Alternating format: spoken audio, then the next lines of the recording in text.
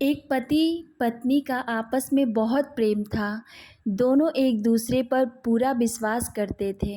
यहाँ तक कि पति ने अपनी पत्नी के प्रेम के आगे पूरे परिवार को दरकिनार कर दिया था। पत्नी के लिए वह घर के सब लोगों से लड़ जाता था। वह जानता था कि उसके माता पिता कितने सीधे और सच्चे हैं, लेकिन जब कोई मौका आता तो पत्नी का ही पक्ष लेता था। भाई से अच्छे संबंध होने के बाद भी वह उन्हें विशेष बात नहीं बताता था। अपनी पत्नी को सब कुछ बता देता था। एक दिन वह घूमता हुआ गांव के एक अनुभवी व्यक्ति काका के पास गया।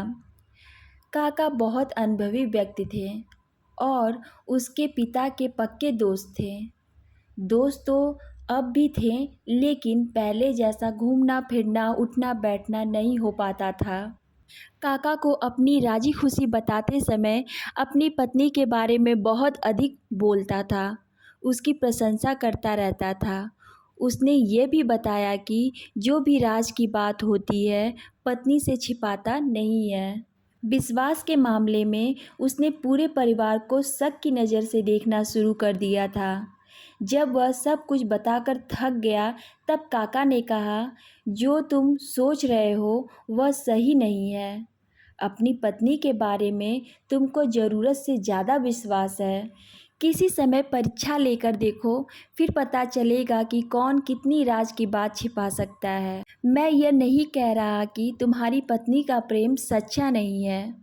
कभी कभी सच्चा प्रेम करने वाला नासमझी में अपने प्रिय का हित करने के चक्कर में अहित कर बैठता है।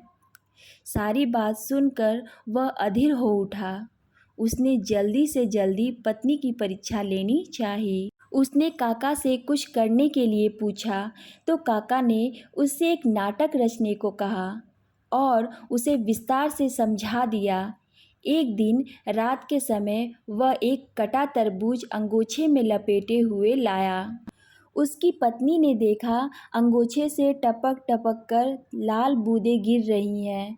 वह अपनी पत्नी से बोला, देख किसी से कहना मत, मैंने एक आदमी का सिर काट लिया है। इसे छिपाना है, नहीं तो मुझे सिपाही पकड़ लेंगे और मुझे फांसी की सज़ा मिलेगी। उसने अपनी पत्नी से एक फावड़ा मंगवाया और घर के बाएं और थोड़ा चलकर एक पेड़ के नीचे उस अंगोछे में लिपटे तरबूज को रख दिया। वहीं उसने एक गड्ढा खोदा और उसमें उस तरबूज को अंगोछे सहित गाड़ दिया। ऊपर से मिट्टी डालकर वह जगह समतल बना दी। उसकी पत्नी इस घटना से बेचैन हो उठी। अपने पति से कुछ नहीं कहती थी, बल्कि अंदर ही अंदर घुटन महसूस कर रही थी। उसे एक दुख सा महसूस होता था। अब वह मन में रखे इस बोझ से हल्का होना चाहती थी। एक दिन उसने अपनी पक्की दोस्त पड़ोसन को यह बात सुना दी और कहा, देख बहन, किसी से कहना मत, नहीं तो मेरे पति को फांसी हो जाएगी। उस महिला को भी वह बात नहीं पची। उसने अपनी पक्की दोस्त पड़ोसन महिला को यह घटना सुनाई और कहा, देख बहन, किसी से कहना मत, नहीं तो उसके पति को फांसी हो जाएगी। इसी प्रकार एक ने दूसरे से, दूसरे ने तीसरे से, तीसरे ने चौथे से कहा और फिर यह खबर पूरे गांव में फैल गई। बहुत सी औरतों ने यह घटना अपने आदमियों से भी कही। एक दिन ऐसा आया जब यह खबर इलाके के थाने तक पहुंच गई। फिर क्या था, सुबह तड़के दरोगा और सिपाही उसके घर जा पहुँचे। जब गांव वालों को पता चला तो गांव के तमाम लोग आए। काका भी उसके घर पहुंच गए थे।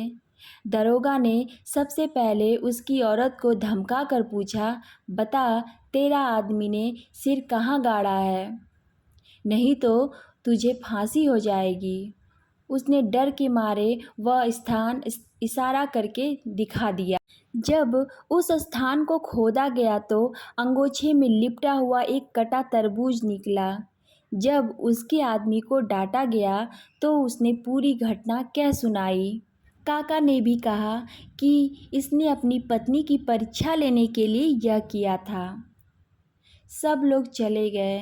दरोगा भी चला गया। वह अपनी पत्नी के आगे पानी पानी हो गया। अपनी पत्नी के सामने उसके मुंह से निकल गया, तिरिया से राज छिपे न छिपाए। सो गाइज़, आप लोगों को ये स्टोरी तो समझ में आ ही गई होगी कि ये स्टोरी क्या कहना चाहती है। मीन्स कि जो वाइफ़ होती हैं, जो स्त्री होती हैं, उनसे कोई भी बात छिप नहीं सकती, क्योंकि अगर उनसे कोई चीज़ कोई भी बताता है तो उनके मीन्स पेट में उनको लगता है कि वो चीज़ उन्हें भारी हो गई है।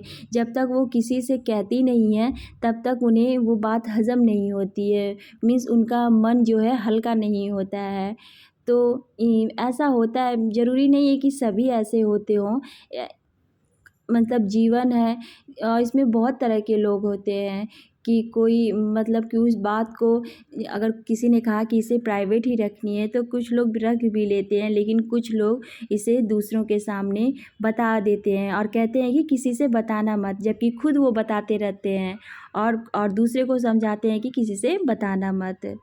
सो आज की स्टोरी आप सभी लोगों को कैसी लगी? अगर अच्छी लगी हो तो प्लीज़ मेरे चैनल को सब्सक्राइब करिएगा एंड कमेंट करिएगा। सो मिलते हैं नेक्स्ट वीडियो में। Thanks for watching.